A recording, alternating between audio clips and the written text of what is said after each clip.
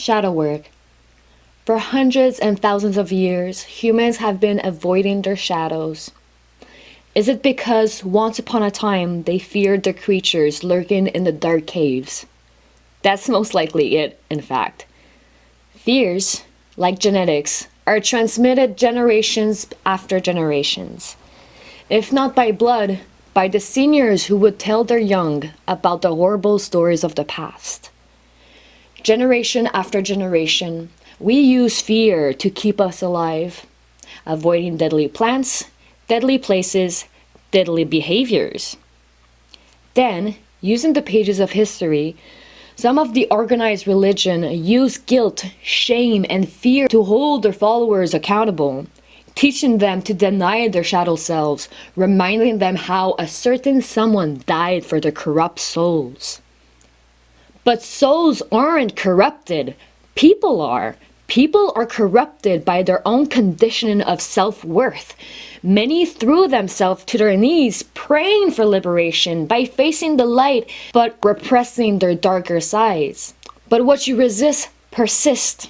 Who said your shadow selves were evil? As we all know for a fact, the idea of good and evil can only exist if there's someone present to deem circumstance as so.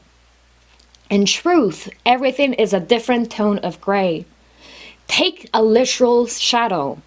Are you gonna deem the shadow of a tree evil on a hot summer day?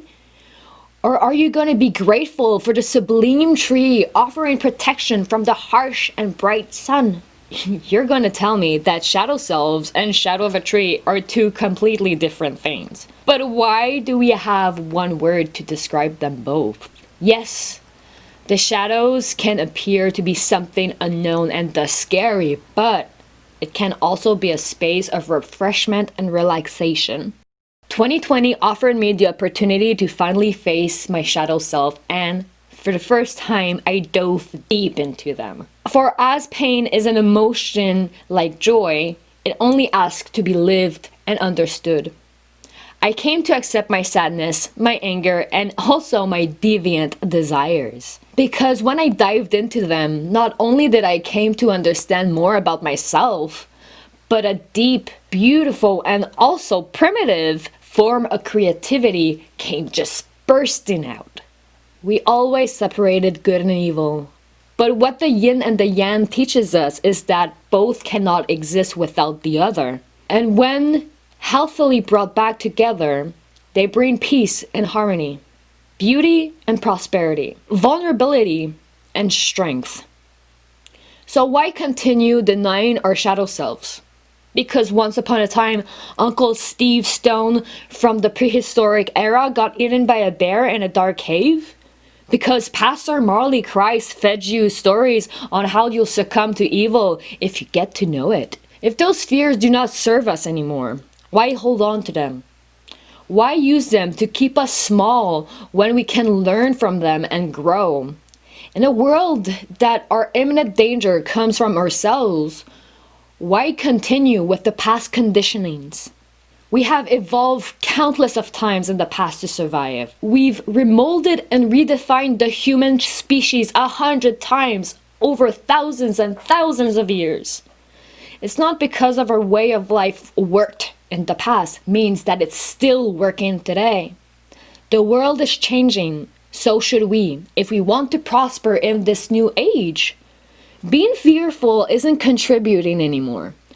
We don't need fear anymore. We know that wild animals can hide in the dark shadow caves. You don't need fear to keep you alive. You only need knowledge. Educate yourselves and others. Accept what was without judgment and raise awareness about these past behaviors instead of identifying yourself to them. Humans are complex creatures. We can both be light and dark, ugly and beautiful. As we deserve to disappear completely, we also deserve a chance to evolve because we are evolving, not by denying who we were, but by embracing what brought us here today. I won't frown upon my ancestors to have done what was needed to be done for me to enjoy life today. I will simply do what needs to be done now for the generations to come. And that's teaching people how perfect and complete they are. That imperfection is perfection. That difference is what makes life exciting, not terrifying. We have different words for the same things because we're creative in different ways. We complete each other. Like the pieces of a puzzle, we're simply part of a bigger picture. Learn about the other pieces and you'll have a glimpse of the truth. Because like a captain cannot navigate without a crew, you cannot learn about life if you stay alone in your cave. That being said, guys, I hope you enjoyed this video. I really recommend you to dive deep down into your fears and get to know them.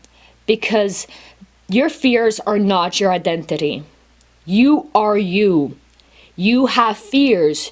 You aren't your fears. We get to learn from them. You do not become them. That being said, guys, I have so many exciting things coming up for 2021.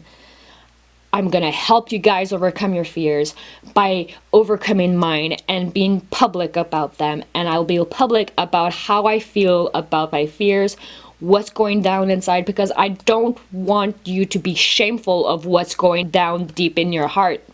I came to learn people can experience the same thing as I am. But since we're all quiet about it, we don't learn. I've always been someone not afraid to ask the stupid question in class. And you know what? In all conferences, in school, people have approached me and saying, thank you for asking that question, because I was so fearful of looking stupid that I preferred to stay unknowledgeable. I preferred not to know the answer to my question because I was too afraid to look stupid. But since you were brave and you asked the question, we got to grow. We got to know the answer of the question and we got to learn. So guys, the fear can hold you in the dark. Fear can hold you in that space. The fear of being stupid. You've been there once in your life that you didn't want to ask a question because you didn't want the other party to think you're stupid. But if you admit that you don't know everything, because as humans there's a lot of things that we don't know. If you can admit that, you can learn and grow and be the beautiful piece of creature on earth because you didn't let your fear keep you in that space of knowingness and in that space of what never change. Being fearless makes different results, and being fearless with yourself and your emotions, not being fearful for who you are, will bring you to happiness. Because the key to happiness is not a key. It's a toolbox of happiness. They're tools to build your own happiness. It's not something that you find outside of yourself. It's something that you find within.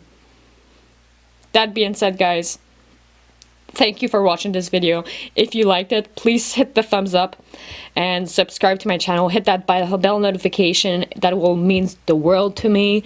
And I'll see you next video. Bye.